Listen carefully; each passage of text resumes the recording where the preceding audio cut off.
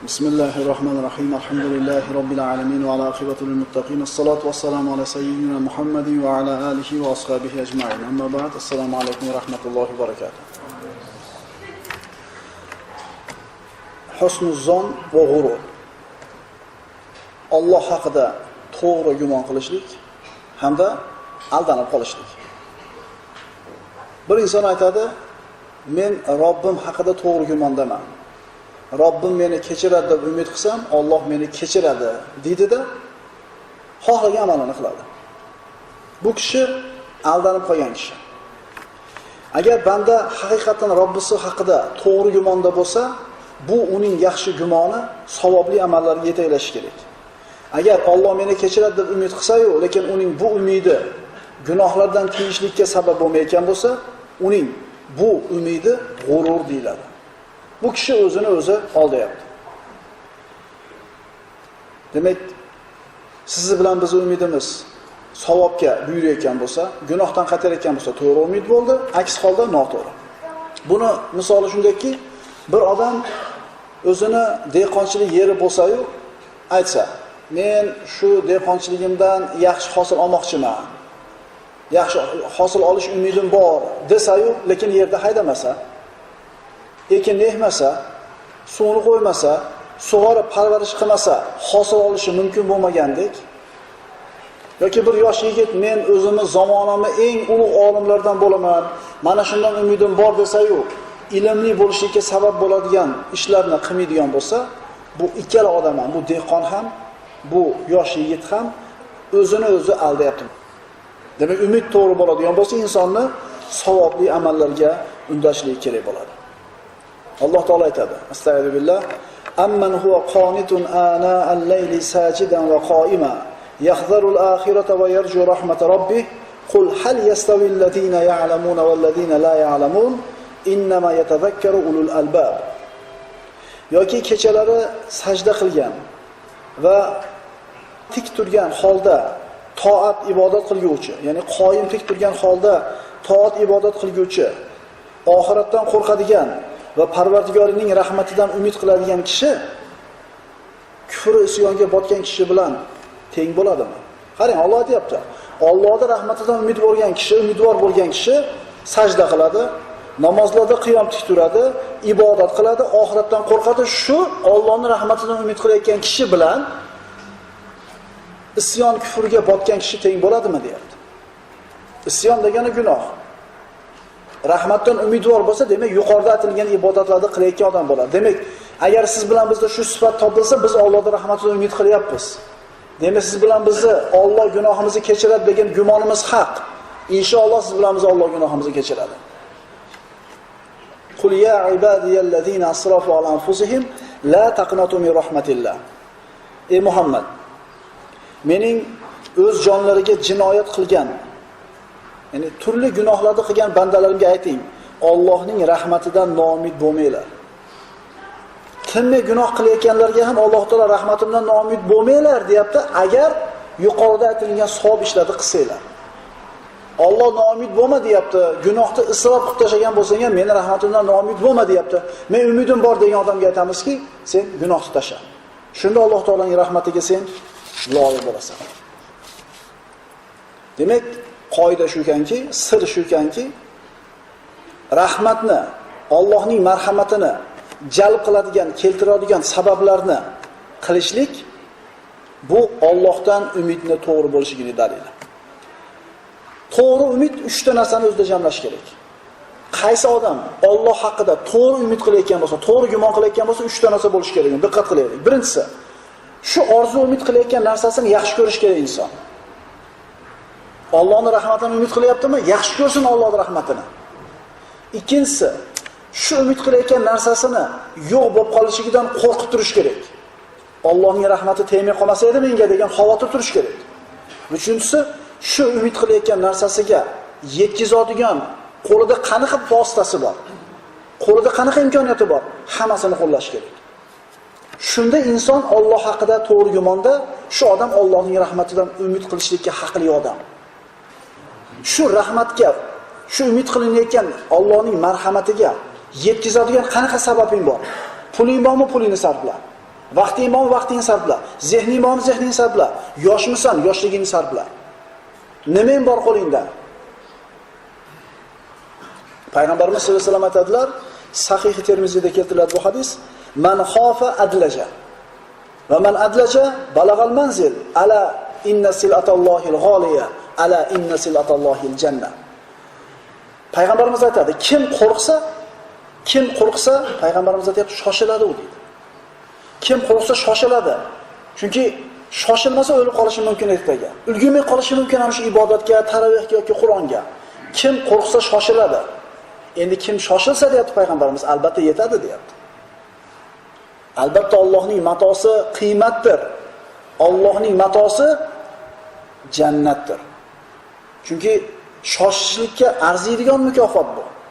Men qo'rqyapman desam bitta odam, lekin gunohdan tiyilmayaptimi, yolg'on bu. Kim qo'rqsa shoshiladi. Kim shoshilsa manzilga yetadi. Allohning matosi qiymatdir. Allohning matosi jannatdir. Alloh taolo Qur'onda shunday marhamat qiladi. Innal ladina hum min khashyati robbihim mushfiqun wal ladina hum bi ayati robbihim yu'minun wal ladina hum bi robbihim la yushrikun wal ladina yu'tuna ma ataw wa qulubuhum wajilat annahum ila robbihim raji'un ulaika yusari'una fil khayrati wa hum laha sabiqun. Mana Allohning rahmatiga umidvor bo'lgan kimsalarda qanaqa sifat bo'lishi kerak Alloh aytayapti. Albatta Parvardigorlardan qo'rqib, xavfda turuvchi kishilar, qo'rqadigan kishilar, Parvardigorlarining oyatlariga iymon keltiradigan kishilar, Allohga iymon keltiradigan kishilar, Parvardigorlariga shirk keltirmaydigan kishilar. Bilasizlar, shirk shunaqa gunohki, sezmay qolasiz qanaqa qilib qo'yganingizda. Qalbdan o'tib qoladi bu narsa, sezmaysiz. Doim qo'rqib turishlik kerak shirkdan. Hamda ularning ana shu sifatlaridan yana biri, bergan sadaqalarini qiyomat kunida hisob-kitob uchun Parvardigorga qaytguchi ekanliklaridan dillari qo'rqib turgan holda beradigan kishilar. Berib turib qo'rqibdi, qarang, berib turib qo'rqadi. Berib turib qo'rqyapti. U bermasdan emas. Ana o'shalargina barchadan o'zguchi bo'lgan hollarida yaxshilik qilishga shoshilayotgan kishilar. Kim shoshilar ekan? Allohdan qo'rqqan, iymon keltirgan, shirk keltirmaydigan, qo'lidagi narsani berib turib, qiyomatda hisob-kitob bo'lishdan qo'rqadigan kishilar. Oysha onamiz roziyallohu anha mana shu oyatni eshitganida payg'ambarimizdan so'radiki, "Ya Rasululloh, ular aroq ichadigan, zino va o'g'irlik qiladigan kishilarmi? Endi rahmatdan umid qilayotganlar, shular ham umid qiladi-yu?" Payg'ambarimiz aytdilar, "Yo'q, Siddiqning qizi. Ular roza tutib, namoz o'qib, sajda qiluvchi kishilar. Ular qilgan amallarini Alloh qabul qilmay qo'yishdan qo'rquvchi kishilar. Ana o'shalar yaxshilikka shoshilayotganlar" dedi. Namoz o'qiydi, roza tutadi, sadaqa beradi, savobli ishlarni qiladi, sajda qiladi, yana orqasidan nima qilib turadi? Qo'rqib turadi, qabul qilmay qo'ysa. Ya, birodarlar, kim kafolat berdi siz bilan biz qilayotgan ibodatlarimiz maqbulligiga? Biz bu yerga kelyapmiz, hammamiz nima qilyapmiz? Umid qilib kelyapmiz. Yuzimizga urmasin qiyomat kuni. Vala tadrib biha wujuhana ya ilahal alamin. Olamlarning Parvardigori bu qilgan amallarimizni qiyomatda yuzimizga urmagan. Kimga borasiz Alloh yuzingizga ursa? Qayoqdan bilasiz sizni hajingiz qabul bo'ldimi, ro'zangiz qabul bo'ldimi, namozingiz qabul bo'lyaptimi? Biz umid qilamiz. Mana shu umidsiz bilan biz yana amalga undash kerak. Baxtli odamlarni Alloh sifatlab turib aytadi. Baxtli odamlar kim? Ular qo'rqib turib savob ish qilishadi. Baxtli odam Allohdan qo'rqib turib savob ish qiladi. Baxtsiz inson esa xotirjam turib gunoh qiladi. Biz qanaqamiz biz? Sahobalarni kuzatsangiz, ular kun va tun Allohning qulchiligida turib, kunduzlari roza tutib, jihodda yurib, kechalari uxlamasdan qiyomul laylda turib, yana qo'rqishgan ular. Amalni zo'r qilib qo'yib qo'rqishgan. Biz amalni cho'la qilib turib xotirjamiz. Tushunarlimi? Amalga beparvo bo'lib turib, lekin xotirjamiz. Desa, onamdan ko'ra tuzayman-ku, men 30 kun roza tutdim.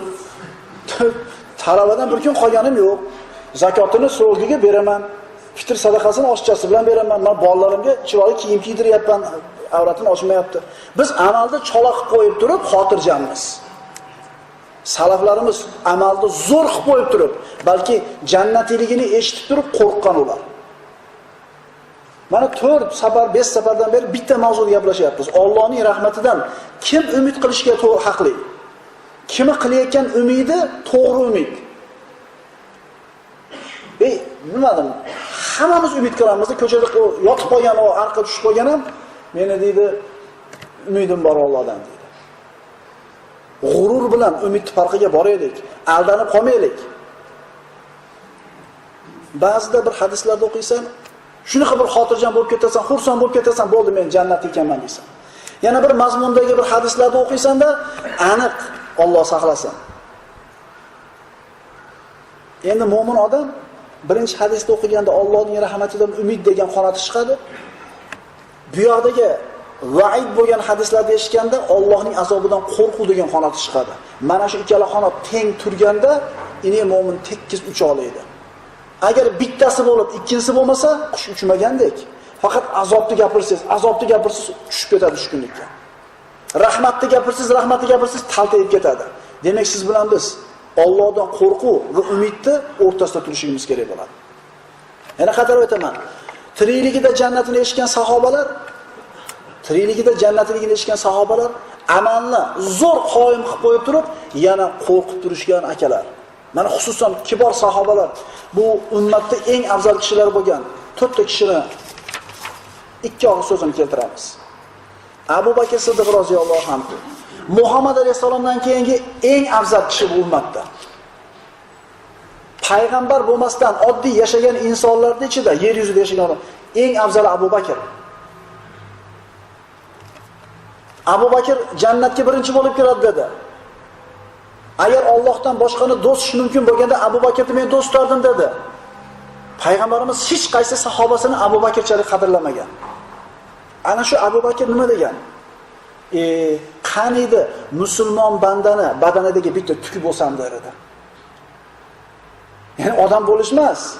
Bir mo'min bandani, haqiqiy mo'min bandani badanidagi bitta tuki bo'lsam qaniydi deyapti. Yoki bo'lmasam qaniydi bir ko'kat bo'lib qolsam yerdagi hayvonlar yeb ketadigan. O'ylab ko'ringlar, bu ummatning siddiqi bo'lgan kishi, siddiq laqabini olgan kishi qo'rqqani shunchalikki ko'kat bo'lganida hisob kitob qilinmas edi men deyapti. Umar al-Faruq roziyallohu anhu. U kishi mana Rasululloh sollallohu alayhi vasallamning duosi bilan islomga kirgan. Islom mo'jizasi deyiladi u kishi. Oysha onamiz aytganlaridek, majlislaringizda shirin bo'lishini xohlasanglar, xushbo'y bo'lishini xohlasanglar, Umarni eslanglar dedi roziyallohu anhu.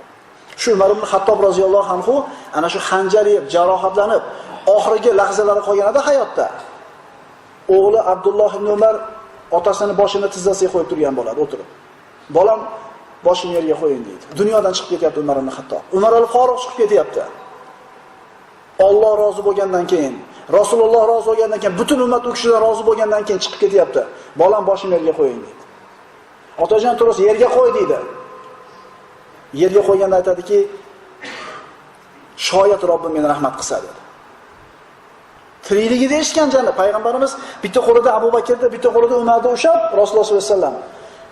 Shuni yetaraydida jannatga mana shunday kirib ketamiz degan bu kishilarga. Men qo'limdan ushlab kirib ketaman, shunday kirib ketamiz degan. Mana shu kishi aytayaptiki, shoyat Alloh meni rahmat qilsa dedi.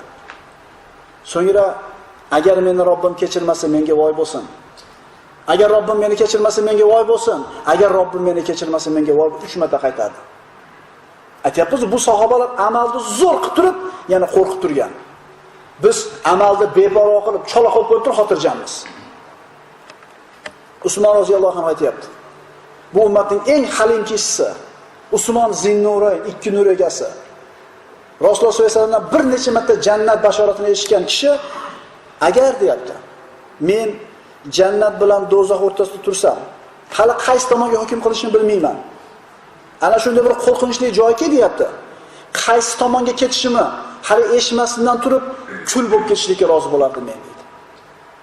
Jannatiyligini eshitgan, lekin xavotirda ko'ring. Men turibman, jannat bu yoqda, do'zax bu yoqda. Hali qayoqqa ketishimni Alloh hukm qilmadi, men kutib turibman. Mana shu holat shunday qo'rqinchli holatki, kul bo'lib ketishlikka men roziman dedi. Ali roziyallohu anhu ikkita narsadan qo'rqar edi. Tulul amal va ittibaul hawa. Orzu havasga berilib ketishlik hamda havoi nafsga tobe bo'lib qolishlik. Ali roziyallohu anhu aytar edi, orzu havasga berilib ketishlik kishini oxiratdan to'sib qo'yadi. Endi bunday qilsam, bunday qilsam zo'r bo'ladi. Keyin bunday qilsam yaxshi bo'ladi. Keyin tomon mana qilsam, keyin mana mashinani olsam, keyin bunday qilib jihozlab olsam, orzu havasga berilib ketishlik insonni o'limdan to'sib qo'yadi. Esdan chiqarib qo'yadi o'limda. Alhaakumut takathur hatta zurtumul maqabir. Takasur, mol dunyoda ko'paytirishlik shunaqa sizlarni ovora qilib qo'ydi, qabr egalariga bu aylanib qolganlar bilmay qoldinglar. Odamlar bor, o'lganda ko'zi ochiladi. Orzu havasga berilib ketish oxiratni unuttirib qo'yadi. Havoi nafsga bo'ysunish esa haqdan to'sib qo'yadi. Xulosa, Allohdan umidi to'g'ri bo'lgan kishilar qo'rqadi va savob ish qiladi. Alloh haqida noto'g'ri gumon qilgan, Allohdan umidi to'g'ri bo'lmagan kishilar qo'rqmaydi, gunohlarni qilaveradi.